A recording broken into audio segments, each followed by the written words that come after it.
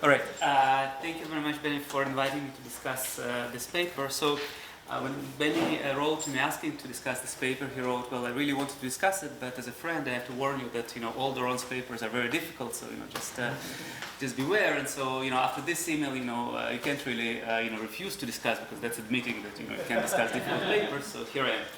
But actually, I knew what I was doing, because I read some of Doron's previous papers. So, some of them are more difficult than others, but all of them are elegant and nice models. So I was looking forward to this one, and it didn't disappoint. Let me tell you a little bit about the paper. Well, Doron, discussed it or presented it very nicely, but I'll have my take, and then I'll also have a few kind of comments and extensions. So this is basically the paper kind of in one slide. For those who can see, what's written here is. So it's agreed we lay off the stick and hit them hard with a carrot, right? So that's basically what the paper is about. The carrot basically is kind of not divesting from the firm completely, but tilting, which means partially divesting and partially investing in the brown firm. All right. So what's the main idea? Divestment, as other papers showed, is basically effective at reducing brown firms. Polluting firms, the value of those firms, and basically worsening the terms at which they can raise capital, which is nice, because that reduces the overall kind of pollution, right? But the divestment from the whole sector, right, basically eliminates the need, by the firms to take corrective action, right? And that's not good, right? And that's why tilting, which basically means investing conditional on some sort of corrective action, may be more effective than all-out divestment, and that's basically what Doron shows in the paper, right?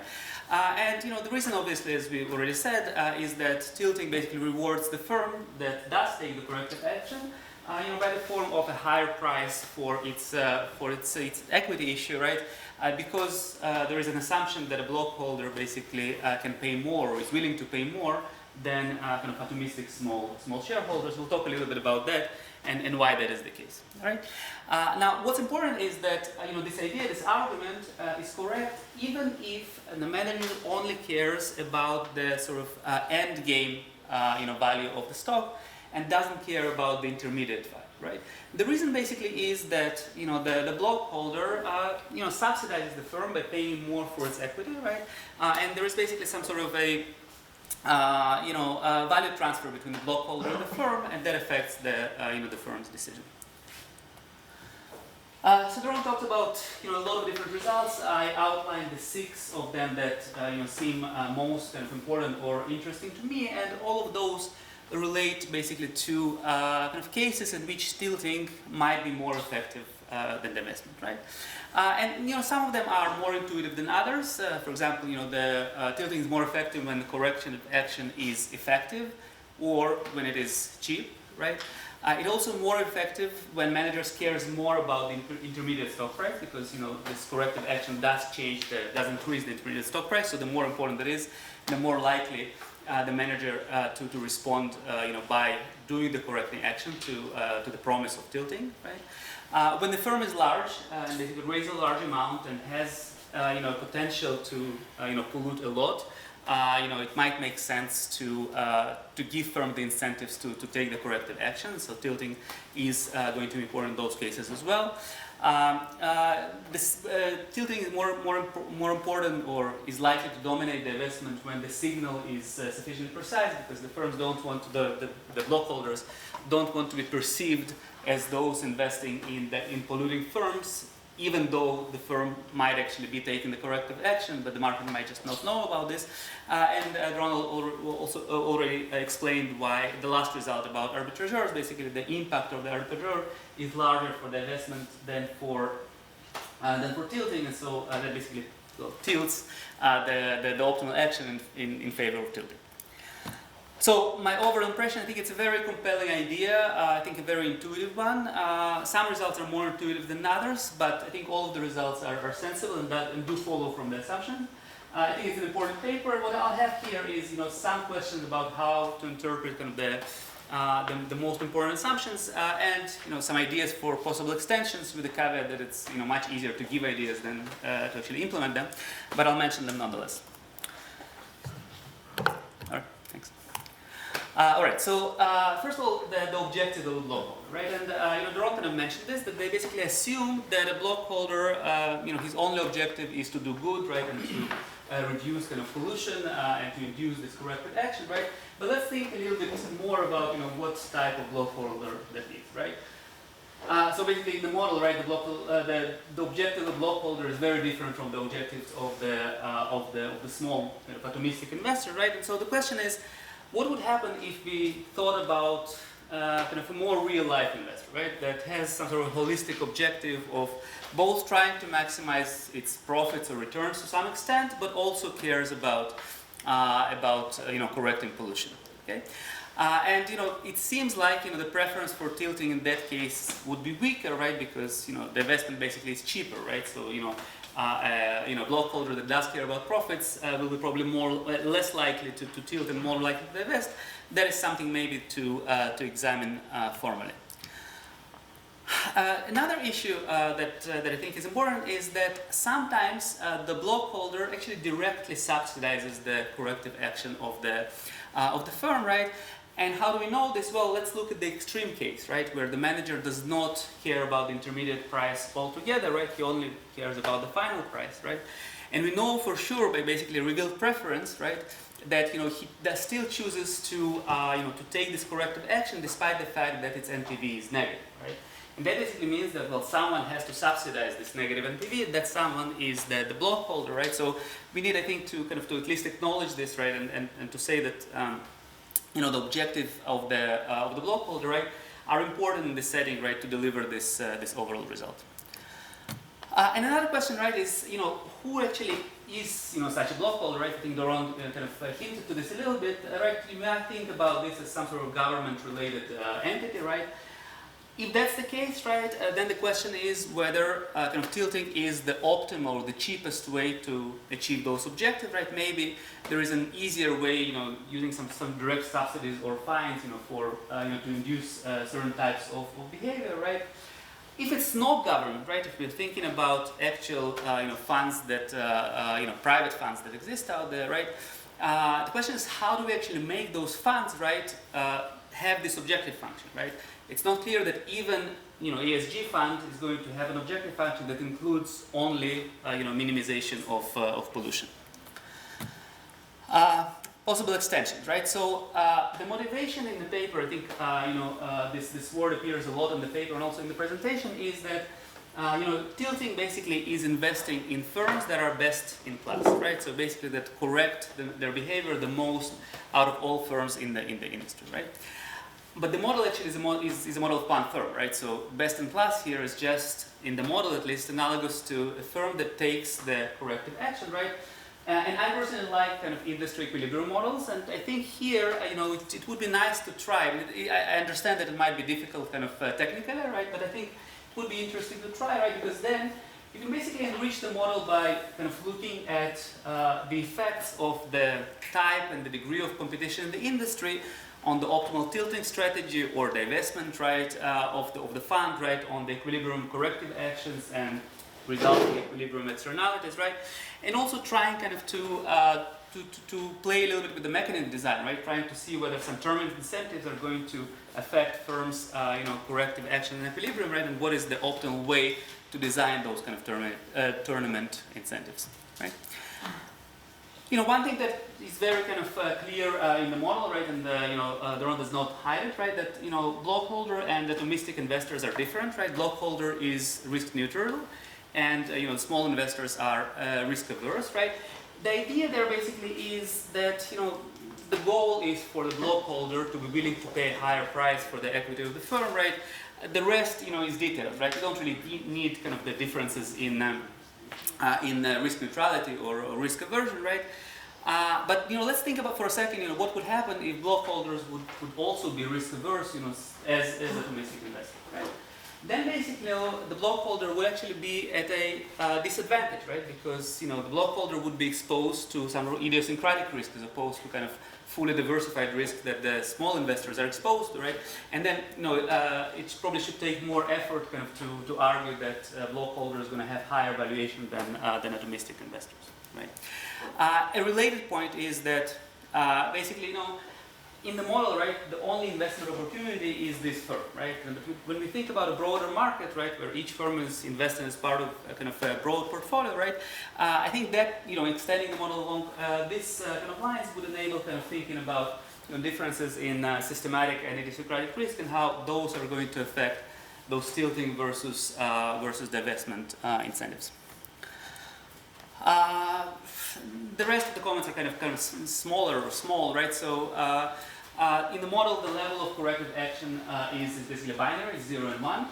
I think it would be interesting to examine a continuous choice, right? And not just because I want to make kind of the model more complicated, right? I think this continuous type choice of corrective action would be interesting in an industry equilibrium if the authors choose to go this route, because there I think there's going to be an interesting interplay in in terms of kind of reaction function of corrective actions, based on the term incentives, set by the Blockholder. And some really smaller things, right?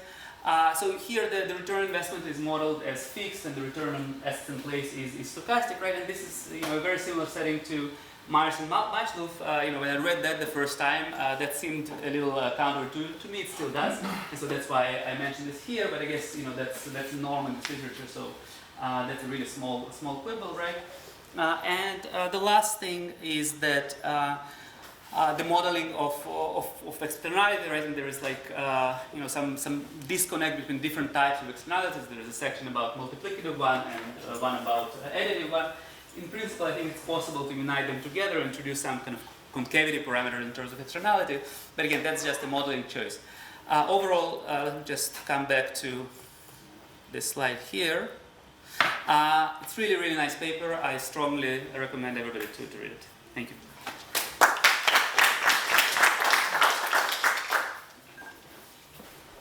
A couple of comments from the presentation and the paper.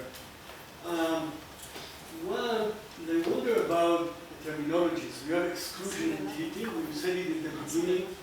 I saw that exclusion was 1-0 when you invest or not, and tilting meant that you underweight or overweight the portfolio. But it turns out, if I understand it correctly, that actually both things are the same. In both things, either you invest in the firm or not. But what is different is just on what this is based, who the bad guys are. So in exclusion, the bad guys are everybody in oil. And in tilting, the bad guys are everybody in oil who is not investing with the right technology or precautions.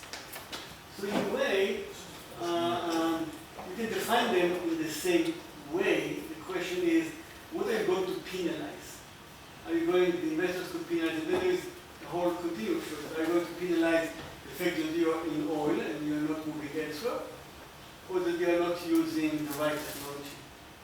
And that kind of made me think about the point about the industry. In a standard model, what you would have is, in the simple model, when you know like what's efficient, to use the right technology, and if there are a bunch of guys in the industry, you could lead all of them to use this right technology. And the question is, what would it mean to say that you use the best of class? All of them would be the same. I assume that it would mean that you invest equally in all, and then you'd be just moving the industry as a whole to use the right technology. And you could alternatively say, you take the one that is slightly better than the others, but in equilibrium, if they are going to be slightly better, you must have to do, not with them doing something suboptimal, but in them having somewhat different circumstances, and therefore maybe the optimality is what you have. So I think that it still might be a great idea, but the implementation would not lead to University of Washington investing just in one company, but rather if University of Washington knows that you need to use a particular technology, it would use the Levit mechanism to push all the firms in oil to use this technology. So equilibrium would be investing in all of them, but the threat of pulling out of those that don't invest in the right technology would be. You always get good suggestions, and your trip from Washington was worthwhile, I think. Okay, anybody else? We don't have a battery over Okay. here. Notice while you were talking. So I think your assumption or intuition that exclusion does not provide an incentive to take corrective action seems to me it limits. It's both inconsistent with the real world and limits the applicability of the model. So you might want to take a look at a fairly famous case involving an energy company called AES, which was a energy company that was dirty. It used oil and coal to produce energy. It became very unpopular among investors because of exclusion. Nobody wanted to be invested in a dirty oil company. The result of that was that stock price went down and its multiples were reduced. And Jeff Ubben, when he was at ValueAct running something called the Spring Fund, invested in it because he thought that the key was to accelerate its shift from dirty energy sources to clean energy sources, to renewables. And he accelerated that shift. The multiples expanded. The stock price went way up. And it became the darling of the investors who wanted to invest in clean energy companies.